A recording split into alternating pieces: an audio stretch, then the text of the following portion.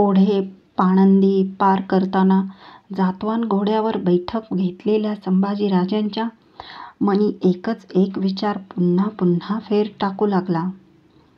कसे कसे दिसत असतील स्वामी समर्थ, सूर्यभक्त, रामसेवक, संन्यासी.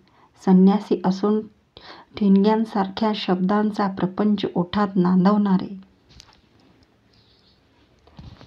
केवढ्या मानतात माँसाहेब त्यांना. लतावेलींनी मेट धरलेली शिवथरची घळ जवळ आली. उभे रानच कुदनीला पडले असे वाटावे तसा शंखांचा घुमरा आवाज ऐकू येऊ लागला. राजांची आगेवर्दी गेल्याने साक्षात समर्थ शिष्यांचा तांडा पाठीशी घेऊन स्वागतासाठी येत होते. जय जय रघुवीर समर्थ या खड्या बोला मागोमाग समर्थ नजरेला पडताच राजे बोलून गेले.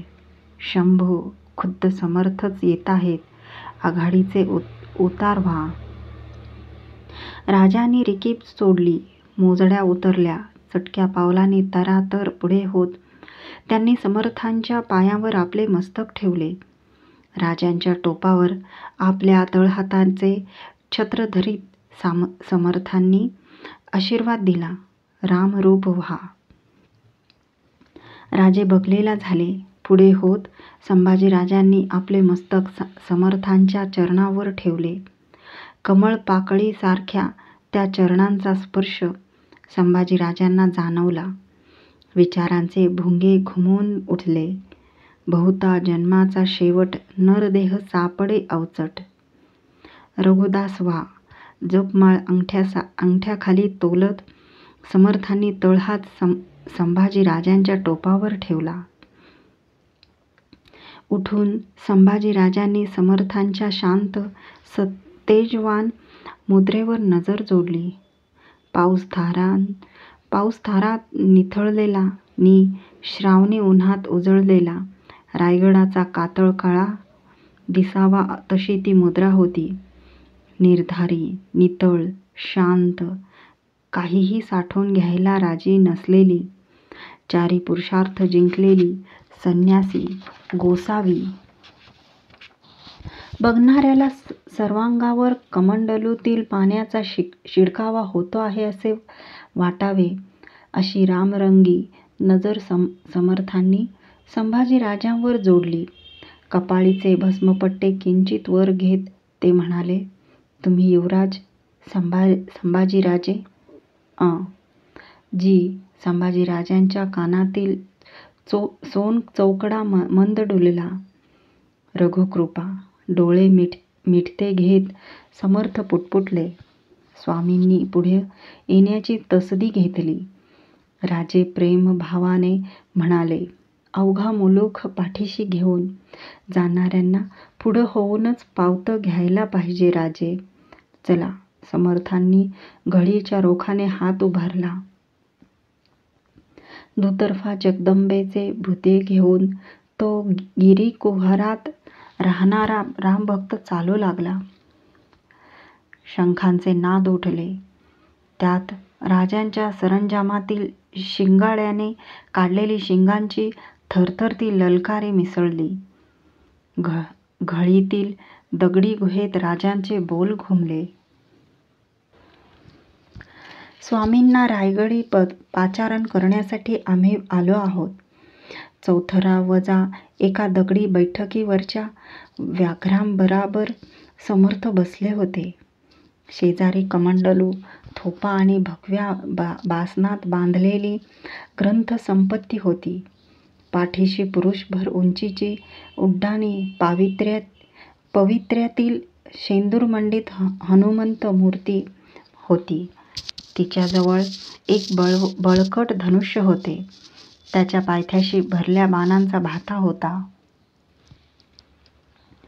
समर्थांच्या समोर अंथरलेल्या घोंगडीवर संभाजीराजे पलख मांड्याची बैठक घेऊन बसले होते. मठाच्या धुनीतील धुराची मंद वळी गुहेत शिरून फिरत होती. डोळे मिटून थोडा वेळ समर्थ हातूची जपमाळ ओढीत राहिले. मग गुहेवरची धोंड हटावी तशा त्यांच्या पापण्या उघडल्या. ओठातून आशय पाझरू लागला. तुमच्या राज्याभिषेकाची सुवार्ता कानी आली आहे राजे. त्यासाठीच क्षणापूर्वी डोळे मिटून आम्ही अयोध्येत जाऊन आलो. आम्हाला पाचारण करण्यासाठी तुम्ही येथवर आलात. आम्ही धन्य झालो. शिवबाराजे, आम्ही केव्हाचेच तुमच्यावर छत्र धरले आहे. आमच्या तपसामर्थ्याचे डोंगर दरीत राहणारे आम्ही गोसावी. आम्हाला लौकिकाचे बंधन नाहीत. जनलज्जेसाठी लंगोटी आणि उदरपूजेसाठी जोळी आम्ही धारण केली आहे. नाहीतर तो भारच आहे. आम्हाला लौकिकात गुंतवू नका.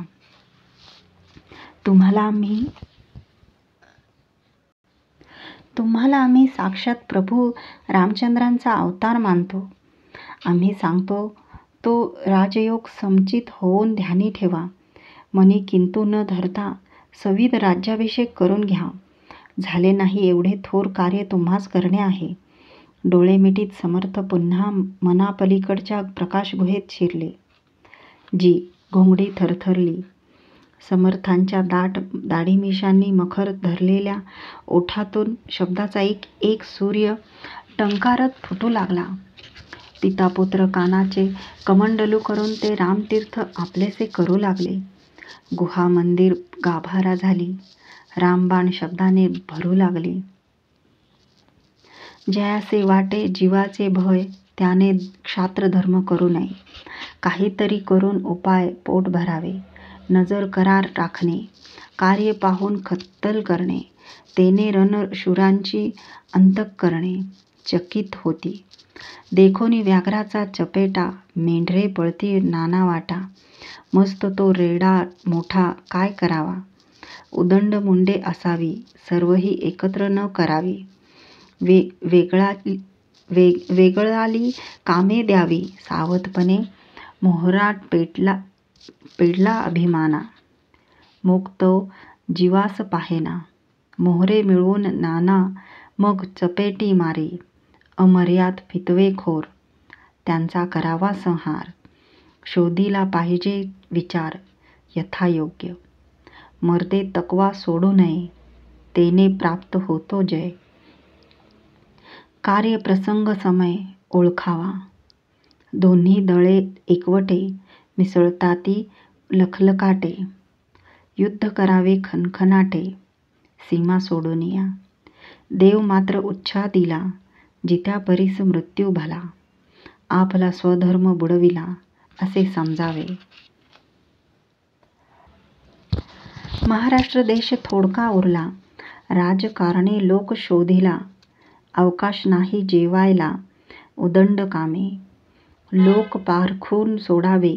राजकारणे अभिमान झाडावे. पुन्हा मिळवून घ्यावे दुरील दोरे. देव मस्तकी धरावा. अवघा हलकल्लोळ करावा. मुलूख बडवा की बडवावा. धर्मसंस्थापनेसाठी जय जय रघुवीर समर्थ. राम नांदी उठवून समर्थांनी डोळे उघडले. बैठकीवरून उठून ते पाठीच्या हनुमंत मूर्तीजवळ गेले. खांद्याएवढ्या उंचीचे धनुष्य प्रत्यक्ष त्यांच्या हातासरावाचे होते. समर्थाचे बोल मनावर कोरून घेतलेले राजे युवराज घोंगडीवर खडे झाले होते. राजांच्या समोर उभे होत समर्थ बैरागी आवाजात म्हणाले, आशीर्वाद आम्ही तुम्हाला दिलेलाच आहे. हा आमचा कोंदट घ्या राजे. तुमच्या अभिषेकाला आमची ही गोसावी भेट. आमच्याकडे देता येण्याजोगे एवढेच आहे आणि या प्रसंगी ते योग्य आहे. घ्या, विजयवंत व्हा. हातातील कोंदट समर्थांनी पुढे केला. राजांच्या पापणीकडा दाटून आल्या. झुकते होत त्यांनी तो रामप्रसाद आदराने हाती घेतला. कोंदट डोळे मिटत कपाळीच्या शिवगंधाला भिडविला. तसाच तो संभाजीराजांच्या हाती दिला. डोळे मिटून तो गोसावी कोंदट कपाळीच्या शिवगंधाला भिडविताना समर्थांचा एक विचार बाणागत युवराजांच्या काळजात रुतून बसला. कधीही न हटण्यासाठी. जयास वाटे जीवाचे भय, त्याने क्षात्रधर्म करू नये. मनुष्य भाता हाती घेऊन संभाजीराजे समर्थांना काही एक बोलू गेले. पुन्हा थांबले. त्यांनी राजांना नजर दिली. बोला, निसंकोच बोला युवराज. समर्थांच्या नजरेतून ती घालमेल सुटली नाही.